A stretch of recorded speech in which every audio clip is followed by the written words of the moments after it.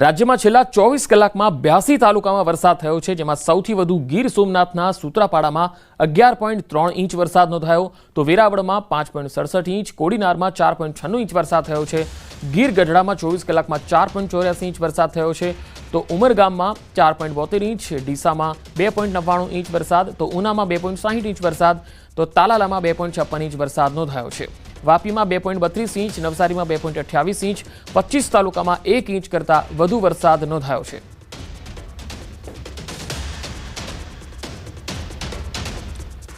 તો મોડી રાત્રે ગીર સોમનાથમાં તોફાની વરસાદ થયો છે. જિલ્લાના તમામ વિસ્તારોમાં ધોધમાર વરસાદ. સૂત્રાપાડામાં સૌથી વધુ 9 ઇંચથી પણ વધુ વરસાદ ખાબક્યો છે. વેરાવળમાં 6 ઇંચથી વધુ વરસાદ ખાબક્યો છે. ગીર ગઢડા અને કોડીનારમાં 5 ઇંચ વરસાદ નોંધાયો છે, જ્યારે તાલાળા અને ઉનામાં 3-3 ઇંચ વરસાદ ખાબક્યો. સૂત્રાપાડામાં 24 કલાકમાં 12 ઇંચ વરસાદ થયો છે, જેના પગલે પ્રશ્નાવાડા ગામના નીચાણવાળા વિસ્તારોમાં પાણી ભરાઈ ગયા છે. લોકોના ઘરો સુધી કેડસમાં પાણી ઘૂસી જતા લોકોને હાલાકી ભોગવવાનો વારો આવ્યો છે. ગીર સોમનાથ જિલ્લામાં મોડી રાત્રે મેઘરાજાએ ધમાકેદાર બેટિંગ કરી હતી અને તેમને કારણે સૂત્રાપાડા પંથકના જે કેટલાક ગામડાઓ છે ત્યાં જળબંબાકારની સ્થિતિ છે નિર્માણ પામી છે. જોઈ શકાય છે આ જે સૂત્રાપાડા તાલુકાનું પ્રશ્નાવાડા ગામ છે. પ્રશ્નાવાડા ગામની અંદર મોડી રાત્રે જે પ્રમાણે વરસાદ પડ્યો હતો અને ત્યારબાદની આ પરિસ્થિતિ છે તે સર્જાઈ છે. જોકે પાણી થોડા ઓસર્યા છે, પરંતુ અહીંના લોકો છે તે હજુ પણ કોઠણસમાં પાણી છે તેમની અંદરથી પસાર થઈ રહ્યા છે. ત્યારે અહીંના કેટલાક લોકો છે, સ્થાનિકો છે, તેઓ સાથે આપણે વાત કરીશું કે કઈ રીતના રાત્રિ પસાર કરી હતી, કેવો વરસાદ હતો. જી સાહેબ, આપનો પરિચય અને રાત્રિના કેવો વરસાદ હતો, કઈ રીતે લોકોએ પોતાની રાત વિચારી? રાત્રિના બહુ પરિસ્થિતિ ખરાબ હતી. વરસાદ વિરામ લીધો, બાકી વરસાદ વિરામ ના લે તો આમાં કોઈ જાનહાની થાય. તો હાલમાં કોઈ જાનહાની થઈ નથી. આ રાત બહુ ખરાબ વીતી છે અને પાણીનો બહુ નિકાસ. 4 વાગે અમે મુલાકાત લીધી હતી, તો 4 વાગે બહુ ગંભીર હાલત ખરાબ હતી અમારે. બરાબર, લોકો બધે અમુકના ટેકા લઈને એકબીજાને ઘેરે ભાગી ગયા હતા. અચ્છા, આપ ગામના સરપંચ છો, તો છેલ્લા 20 વર્ષથી, કાકાએ કીધું 20 વર્ષથી આ પરિસ્થિતિ છે. શું કારણ છે આને આ પરિસ્થિતિ રહી છે? સૌથી વધારે વર્ષોથી આ પરિસ્થિતિ છે, કારણ કે આમાં બધીમાં રસ્તા હાંકડા થઈ ગયા બધી. બરાબર, એટલે પાણી ક્યાં જાય? બધાનું પાણી ભેગું થઈને અહીંયાથી નીકળે હાંકડામાં.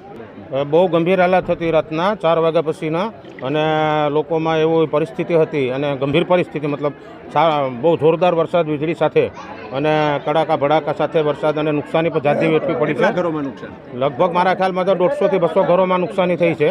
અને દર વર્ષે પાણીની પરિસ્થિતિ આ જ છે અને આમાં કોઈ તંત્ર ધ્યાન નથી દેતું. દર વર્ષે લોકોના ઘરમાં બધામાં પાણી ગરી જાય છે. 200 થી 250 ઘર છે કે જેમની અંદર તેઓની જે ખાવાની ઘર વખરી હતી તે પણ પડલી ચૂકી છે, પરંતુ ક્યાંક ને ક્યાંક તંત્રની બેદરકારીને કારણે અને લોકો કહી રહ્યા છે કે અહીંયા કોઈ ન આવવાને કારણે લોકોને દર વર્ષે આ પરિસ્થિતિનો સામનો કરવો પડે છે. દિનેશ સોલંકી, ન્યૂઝ 18 ગુજરાતી, ગીર સોમનાથ. તો ગીર સોમનાથમાં ગીરના મોટાભાગના વિસ્તારોમાં મોડી રાત્રે મેઘરાજાની જમાવટ જોવા મળી. ક્યાંક ધીમી ધારે તો ક્યાંક ધોધમાર વરસાદ તૂટી પડ્યો, ક્યાંક ભારે પવન સાથે મેઘરાજાની જમાવટ થઈ. ઉના, કોડીનાર અને વેરાવળમાં 1 ઇંચ વરસાદ થયો, તો અન્ય વિસ્તારોમાં પણ વરસાદનું આગમન થયું. હવે વાત જૂનાગઢની. જૂનાગઢમાં માંગરોળ પંથકમાં ગાજવીજ સાથે ધોધમાર વરસાદ શરૂ થઈ ગયો. વહેલી સવારથી જ તોફાની વરસાદ પડી રહ્યો છે. વીજળીના કડાકા ભડાકા સાથે અનરાધાર વરસાદ શરૂ થયો છે. બંદર ઝાપા જેવા અનેક નીચાણવાળા વિસ્તારોમાં પાણી ભરાઈ ગયા.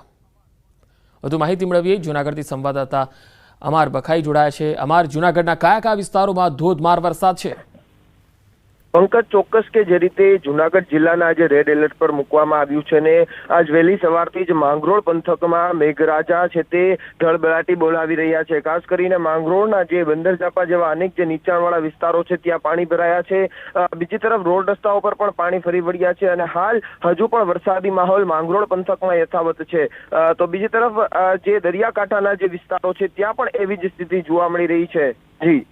જી આભાર માહિતી આપવા માટે.